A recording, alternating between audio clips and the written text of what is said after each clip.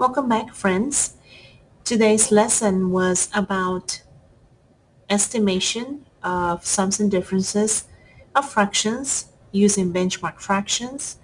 And we started our lesson today, if you recall, by first modeling with concrete examples of what a benchmark fraction would look like and how we can use this information to estimate a sum and compare this sum to what we already know as an established benchmark or fixed fraction.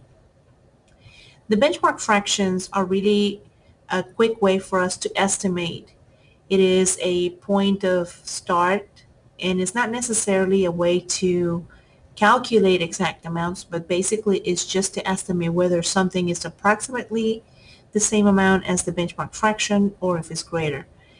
The benchmark fractions are really the standard 1/4, 1/2, 3/4, and 1/2.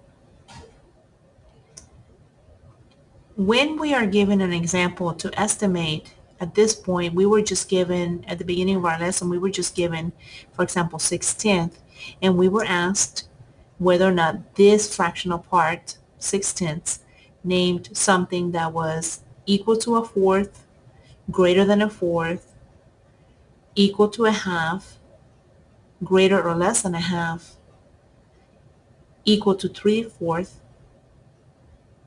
greater than 3/4 or less than 3/4, equal to 1, less than 1, or greater than 1. By just visualizing this estimate, we can actually figure out that our fractional part names something that is greater than 1/2 and less than 3/4. And when I place it right above it, above those two benchmark fractions, I can see that it is actually closer to half than it is to 3/4. How do I know that? Because of the distance traveled between 1/2 and 3/4. So the statement would be true if I would say that 6/10 is almost or about 1/2. But in our lesson today, we went a little bit beyond that by mixing fractions with different denominators and then calling it a sum or a difference and then comparing this to the benchmark fraction. So for example, I might have had a 6/10 and then a 3/8, 6/10 plus 3/8. And then perhaps we would have said, is this sum greater than 1? The answer here, just by looking at that estimate, is no, it is not greater than 1. We don't know exactly how much it is, but we know that it is less than 1.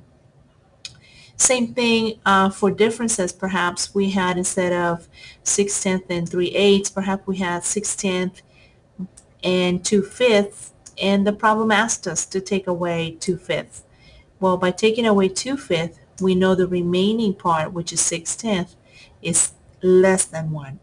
And so we're now estimating only the remaining part. I hope to be able to upload more videos on this, so keep watching out. Perhaps we'll be able to work one of the problems from the homework assigned tonight so that you can get a little bit more help.